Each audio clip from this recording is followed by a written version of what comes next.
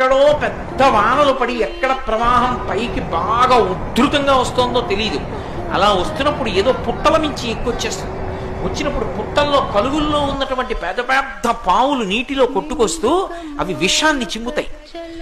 నీరు విషమైపోతుంది. పైగా అనేకమైన అక్కర్లేని వస్తువులన్నింటినీ ముట్టుకుంటూ వస్తుంది నీరప్పుడు.